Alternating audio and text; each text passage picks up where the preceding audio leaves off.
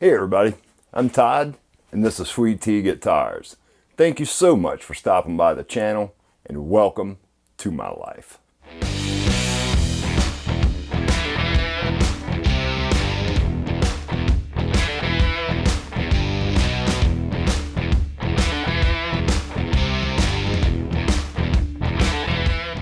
Alright you guys, when we left off in the last video, I had clamped the fretboard to this neck.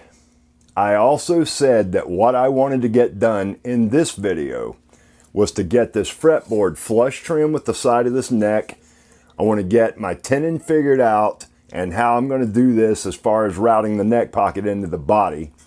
I need to get a break angle cut into the bottom of this heel. My main goal is to get this neck and body to a point that this neck can be slid down into the neck pocket. If I can get this guitar to that point, I'm going to feel completely comfortable shifting back over to my GGBO guitar. You know, I want to spend an equal amount of time on these things, making absolutely certain that I'm doing the best that I can. All I've done was taken this thing out of clamp. What I want to do now is get this fretboard trimmed to within a couple of millimeters of the side of this neck.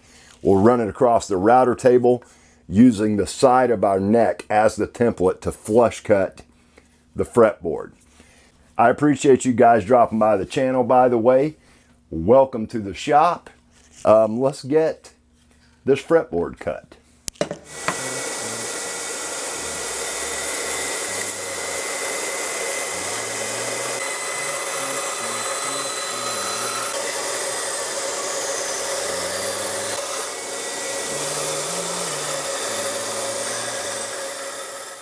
How I'm planning on doing this. We can use, if I can get that low enough in the router table, I'll use the bit that's in there now. If your router table's not perfectly square, or if you've got a fretboard that's not perfectly flat, and your neck shifts ever so slightly that way, you take a chance on getting the router into the side of your neck. Well, I'm dimensioned to the size I want this neck to be right now, so I don't want that to happen. So I want the bearing on that router bit riding just above the fretboard, so it only touches the fretboard itself. I wanted to show you guys this new router bit I got. This is a Unico 1-inch depth of cut, 1/2-inch diameter, compression spiral carbide router bit. This thing was 30 bucks. I got it on eBay from Reds. I think that was a wise investment because a 1-inch depth of cut, if you're cutting pickup cavities, routing back cavities in, like a control cavity on a rear route guitar, a tremolo cavity, this router bit will excel at that kind of thing. Thought I'd show it to you guys and let you know where I got it. All right, I'm slightly above the surface of my fretboard. Let's make sure we're plugged in. We are.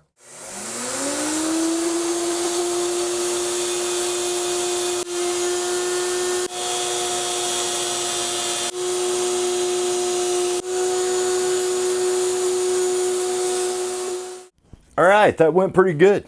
There's my neck, you guys. I think that is beautiful. In rock and roll terms, I think that's badass. I really love Zerakote as a fretboard, and I think it's going to go great with this walnut headstock plate. So I'm going to work on the side of this thing with some sandpaper and just get some of this glue that dripped down there. I'll get that off. I'm going to use 360 grit sandpaper. I don't really want to remove any of the material. I've got a hard, rigid interface pad on this sanding block. I'm just going to sand till I see that glue disappear. So it's working. I'm getting a nice clean surface down through here. We're looking good. I'm going to clean all this up right here on the spindle sander with some 240 grit on a sanding drum. And as you can see, I'm way too wide right here at the nut. It expands immediately.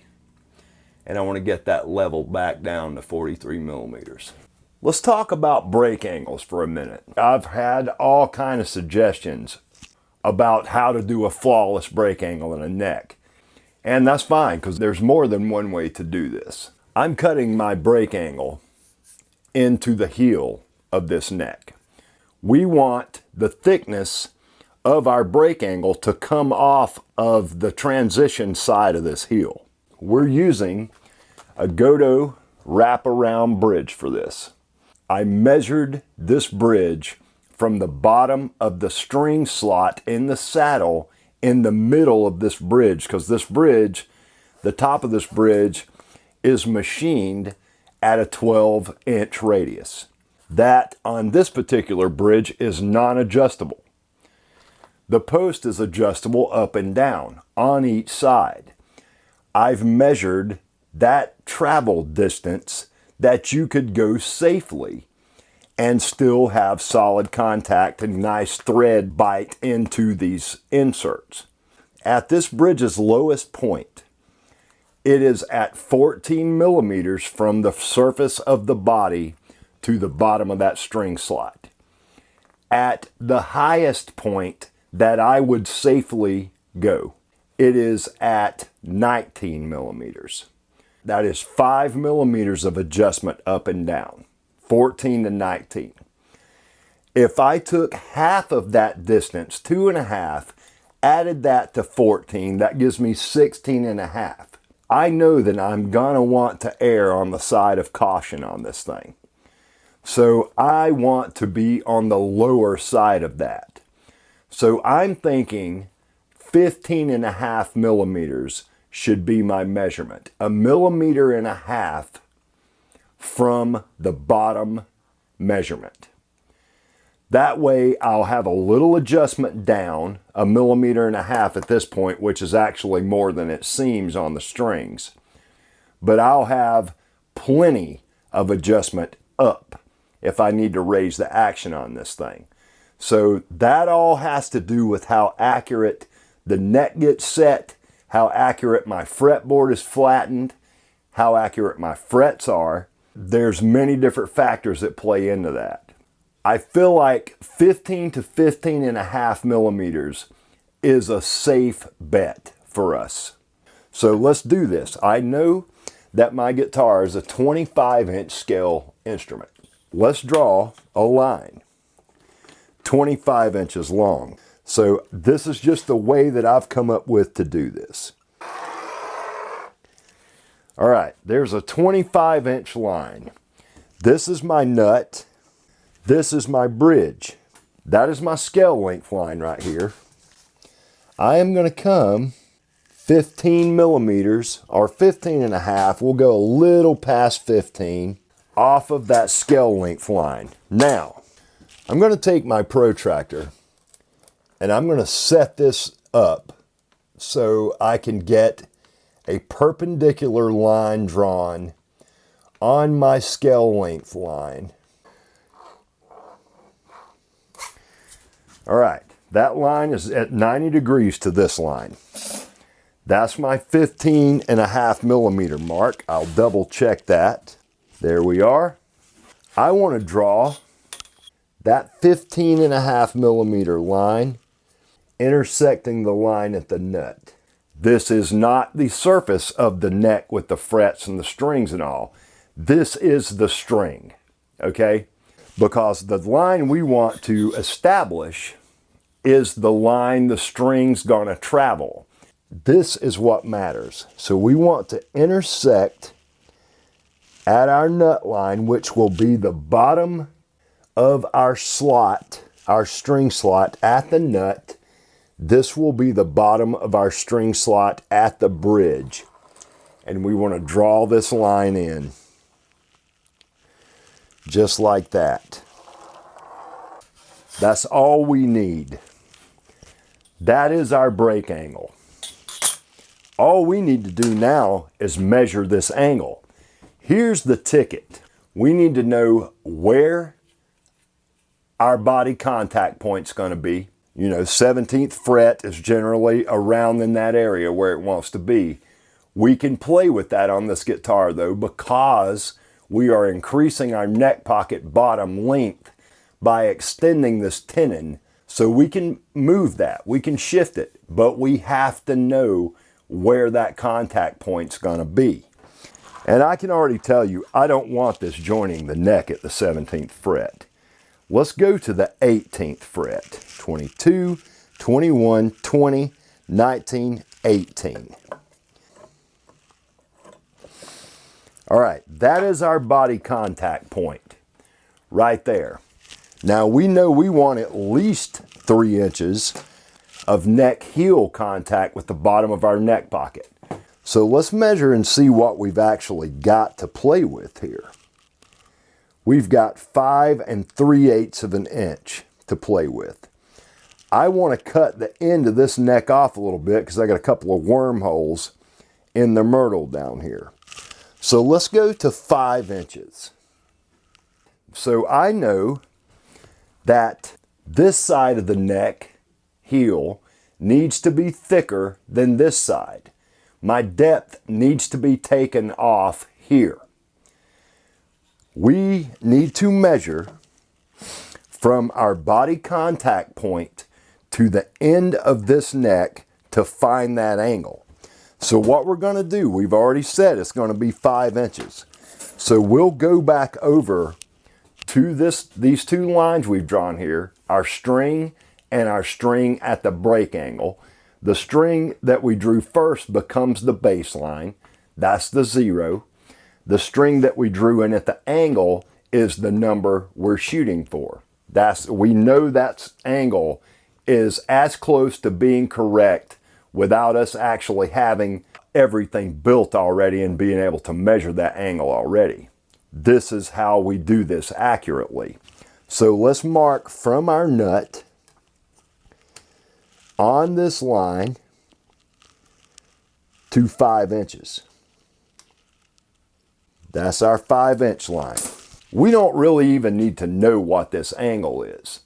All we really need to know, what's the distance between our 0 baseline and our angle line. And that measurement is 3.5 millimeters, a little greater than 3.5 millimeters.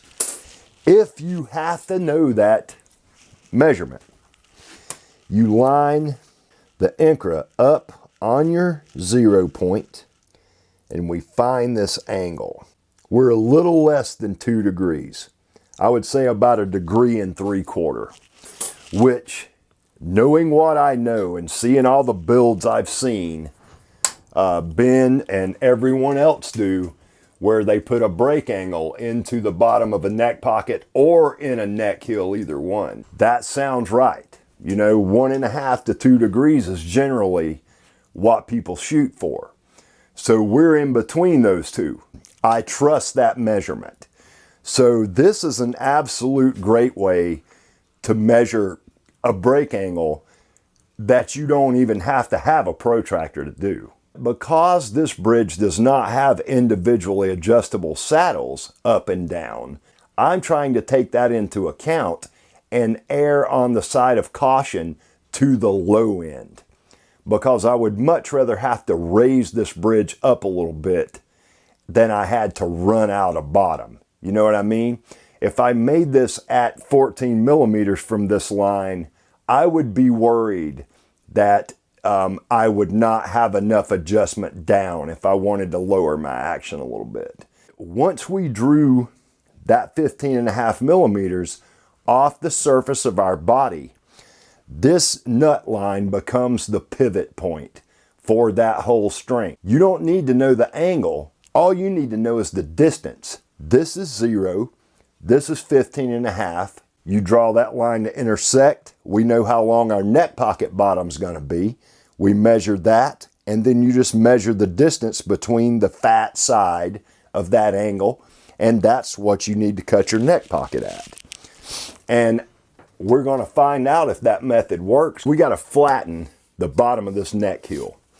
I could clamp this down and do it with a hand plane, because I would much rather do that than I had try to do this with the jointer, because I'm taking a chance on getting some pretty wicked tear out the way this grain's running and all this myrtle And I got that Murado in there. I'm gonna grab this little number 4 I've got right here, and let's just get after this.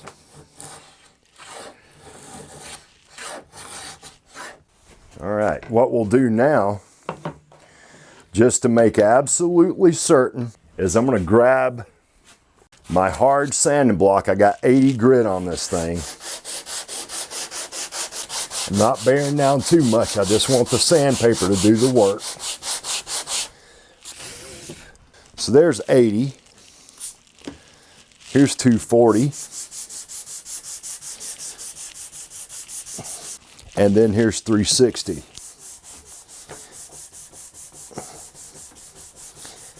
So there's our contact point.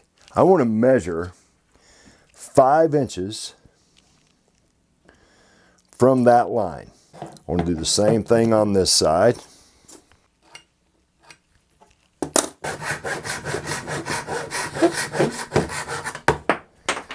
There we go. I need to figure some things out as far as neck to body fit goes. We got to get our neck pocket cut. I need to get my brake angle cut into the back of this heel. But first, I think what we need to do is play around with this body for a little bit. And you guys know I've played with the body shape, and that's pretty much what I came up with. I changed it a little bit from what it was before. I had this coming up and making an arc like that instead of dropping straight down off here. I don't know if this is going to work this way, joining the body, meeting the neck up here at this part. So what we need to do is I need to work some on this alder top set. We need to get that top set glued to this body blank. These two pieces of alder were slightly different from each other as far as thickness goes. All I need to do is take the scraper and flatten this out a little bit. All I want this alder for is a reveal when I carve down past that walnut where it meets the rest of the body wood.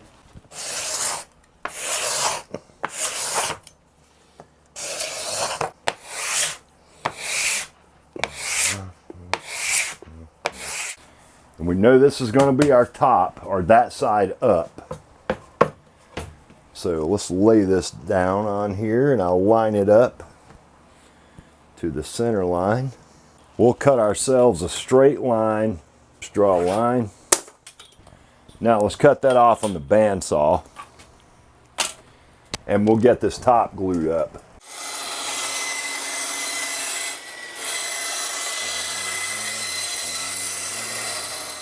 All we want to do now is get this somewhat lined up on our center, and let's drill a couple of holes. I'm going to go up here in this corner. We'll come over here in this corner.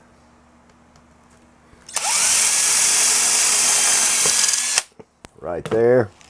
I need one toothpick. Let's take some super glue and just do a little dab. We don't need much.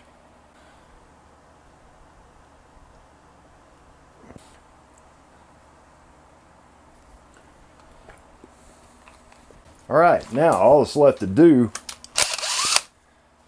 is spread some glue, and I took a photograph of this guitar so I can remember that shape. Use those. We got these clamps. We got these clamps. And let's get our 2 deep reach. There's one. Let's get ourselves a brush. I've got that silicone brush. Oh yeah. Right here. Let's just spread some glue. I'll probably need more glue than that.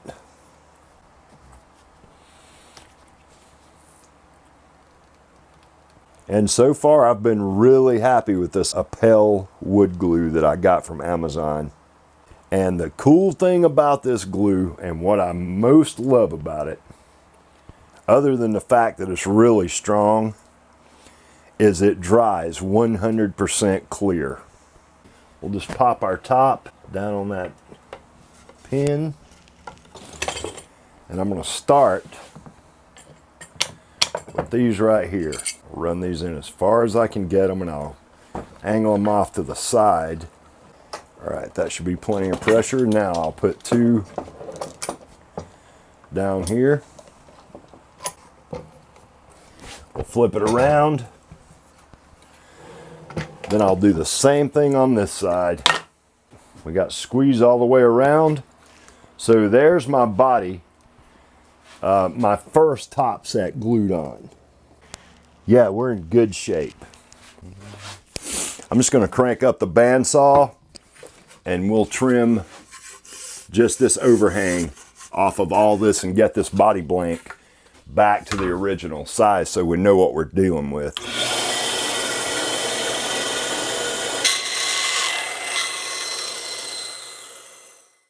We need to redefine our center line, and we're going to use the back to do this because I can use that maple strip, and I would rather that be the determining factor on the center line than the joint on the alder at the top, because you're not going to see that joint in the alder.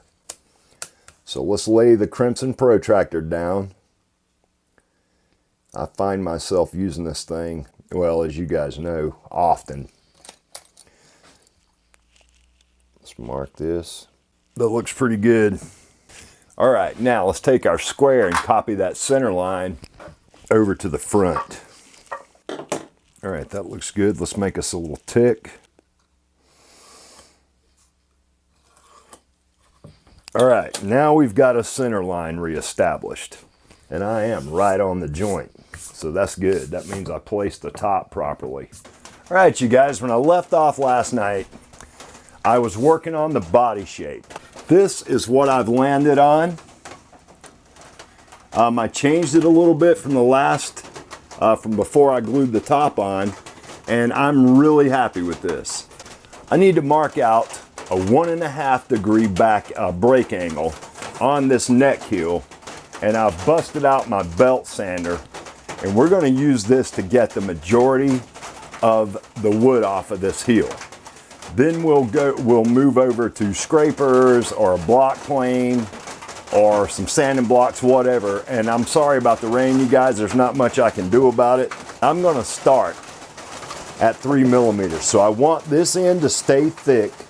So there's our angle on that side. There's our angle on this side. Let's go ahead and start taking some of this meat off right here. I will get us to the same distance from the bottom to the top of the fretboard. 80 grit sanding belt on here.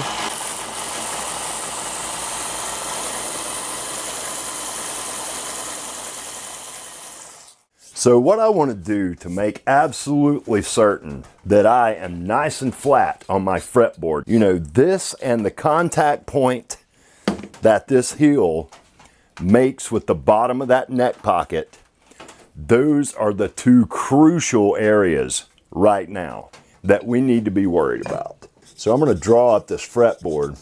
I got my Crimson leveling beam, which I know is flat. We're going to not put any pressure downwards on it. I've got that where it's barely touching the bottom of my neck. This is the same thing. I'm not prying them up in there because I don't want it to deform my neck that way. I just want it to provide support to keep me from sanding a dip right there. So we're going to take one pass with a little pressure. And I can see that I've sanded that pencil line all the way up through here except for right here, which lets me know that I'm still a little bit high or I've got a dip right here.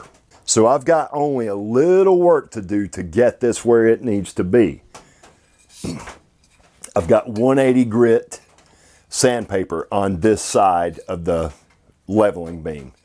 I got 320 on this side.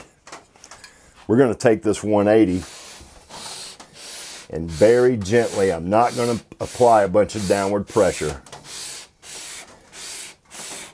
I'm just going to work my way across this fretboard. You don't want to rock it.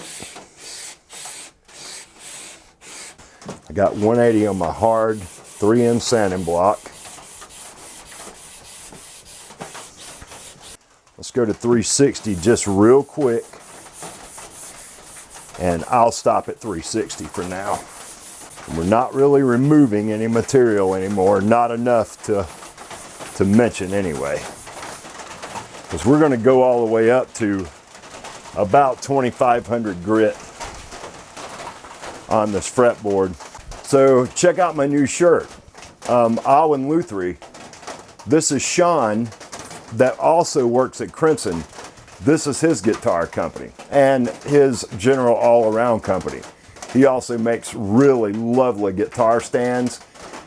If you guys don't know anything about that, go check out his YouTube channel, Alan Luthery on YouTube, AWEN. He's got an Etsy page where he sells the guitar stands. He sells the t-shirts if you guys are after some merch. Sean's a really great guy. I've learned so much from him. So I wanted to show my support by ordering a shirt. So you guys get yourself one. Beautiful Ziricote fretboard. I love this thing. Doc's gonna love this.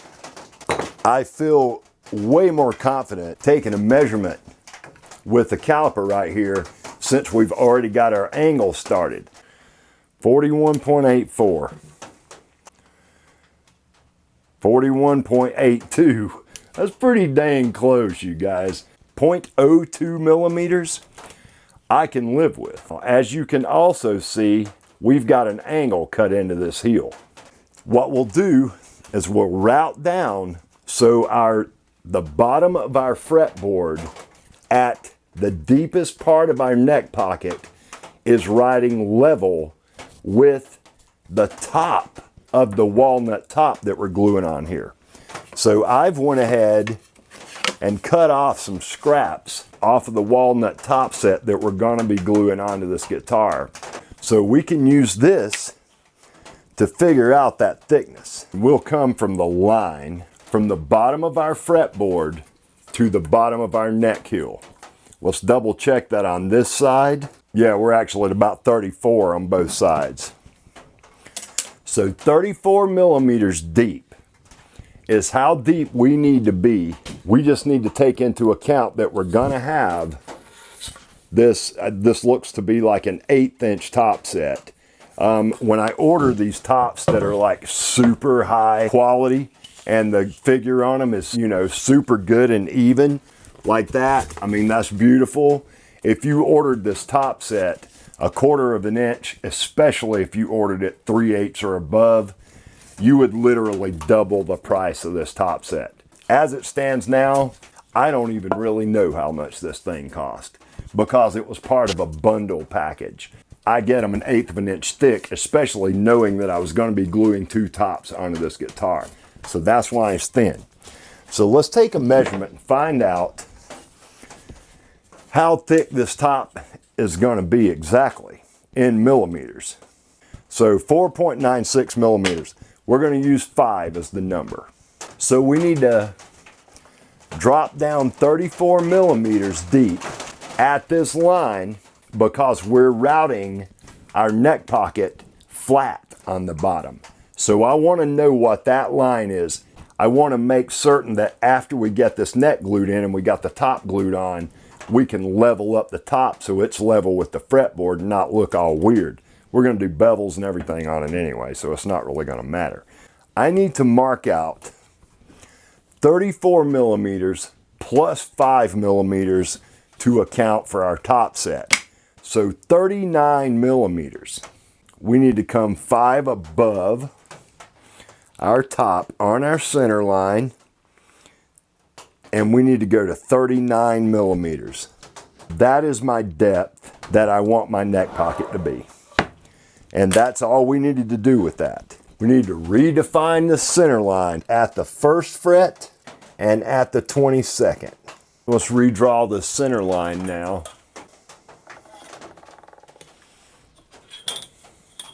So we're going to do this. I'm going to get this lined up on my neck, and we're going to lay this on the 0. And then we're going to clamp that ruler down right there. We're going to do the same thing with this clamp. We'll just get it close. Then I'll put a clamp on it to hold it for a minute. All right, I'm on my center line here. Drill a small hole.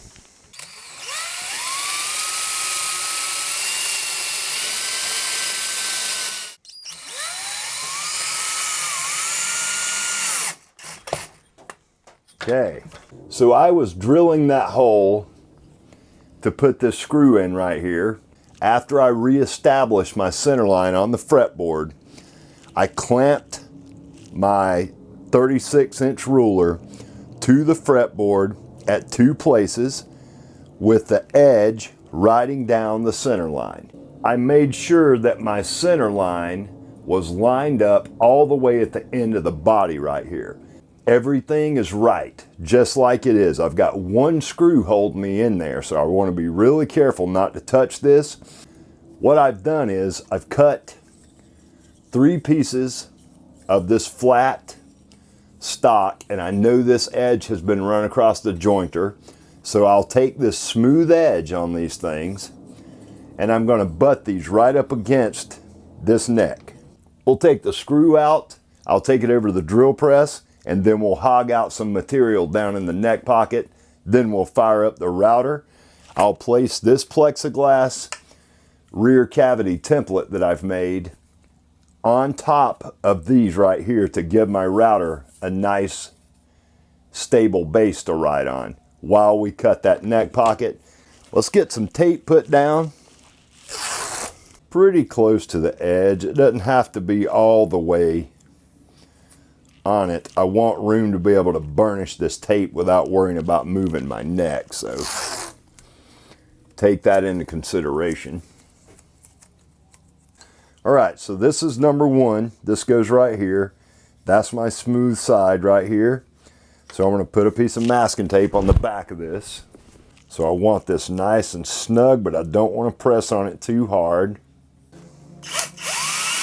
Remove this screw. I ordered myself a set of fit-all set neck templates tonight from Maximum Guitar Works. So the way I'm doing this right now will soon be a thing of the past. What I'll do is when we go over to hog this material out on the drill press, I will not go all the way down to that mark because we've got the point of the Forstner bit that we're going to have to contend with. So what we'll do, I'll drill down 4 millimeters or so shy of that total depth. We'll catch the last part of that with the router bit. That way we'll have a nice, clean, flat neck pocket bottom. I don't have to worry about any of the points of the Forstner bit causing me issues. We'll get as much as we can with the drill press, and then we'll move over to the hand drill. Happy Memorial Day, everyone. I hope everybody has a good weekend. Stay safe, but have fun. All right, let's crank the vacuum up and get this done.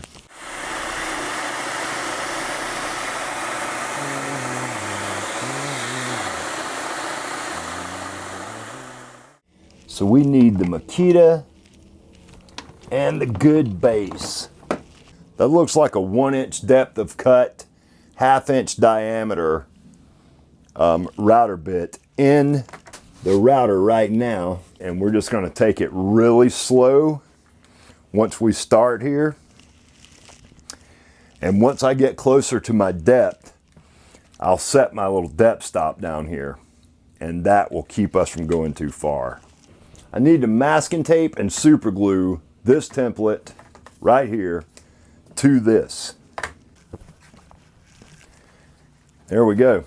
To assure us that we're getting a nice tight fit, I'm going to take some of this vinyl fine line tape right here, and we're going to line the inside of this wood right here. And you want to make sure this is burnished nice and good, because you don't want it coming loose and getting wrapped around your router bit. And when you're using the vinyl tape, the reason I like it over, say, a paper tape, first of all, it's a little thicker than paper. Secondly, the router bit does not destroy this as easy as it does the paper tape. I'm just going to take this little strip of wood and burnish this end. Now, what that's going to do is give us just a couple of extra thousandths to make certain that our neck fits nice and tight down in this pocket. Let me get set up here with my mask and get the vacuum placed where I want it. And I'll be right back and we'll get this thing routed. Right, you guys, I'm back. It's the next day.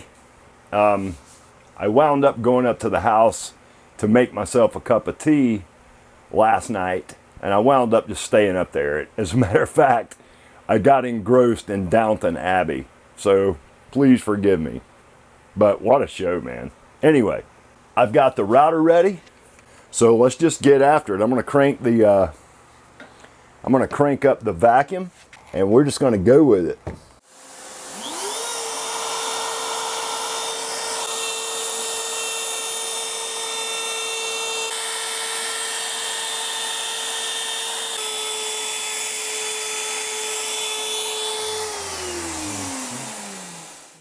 That Unico spiral cut router bit is something else. I mean, it feels different when you're using that to cut, but man, what a bit.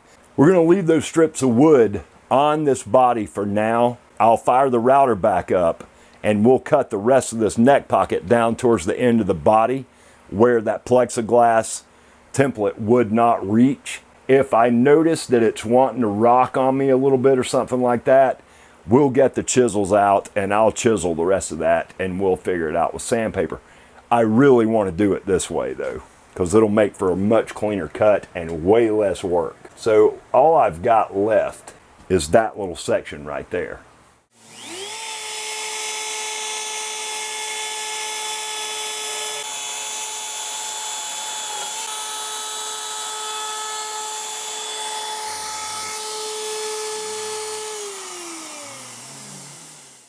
I need to square this corner off. I've already done this one. So let's get our 26 millimeter Narex chisel and shave that. Okay, now we can pop these off. I'm not going to use my nice Narex chisels to pry this wood up. The moment of truth.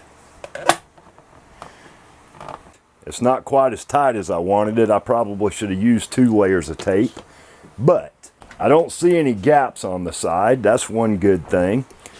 I'm going to have to plane this right here so my fretboard's level with that, but we're dead at the bottom of the fretboard, which is what I was shooting for. That way I can level everything up when I go to bevel this back. Since I'm planning on using the Shinto to bevel this thing anyway, I'll probably just carve that bevel in, especially on this side, with the Shinto. And I'll fall it away from there and ramp it down. You know, this is my first set neck guitar, so to get it to the point to where I've got no gaps on the side, I'm decently impressed with it. I will get some resonance out of this top that I would not get had I used a 1/4 inch, or definitely if I would have used a 3/8 of an inch like you would on a carved top. So far, that's what we're looking like. My neck pocket looks good. All right, everybody, we're gonna wrap this video up right here. Let's recap real quick what we've gotten done in this video, because it's quite a lot of information to absorb. I know this video is a little long. I apologize for that, but I don't really have a problem with that, as long as I feel like I am releasing relevant information on my channel. You know, I don't want to make a 45-minute video with no substance. We got our body shape drawn out. We got this top set glued on. We got the neck pocket cut in this body. So we're ready to move forward with that. We got our fretboard flat. We got it cut to the proper dimensions all the way down our taper. 43 millimeters at the nut, 57.5 millimeters at the 22nd fret. We got all this sorted. We got our break angle cut into the back of the heel.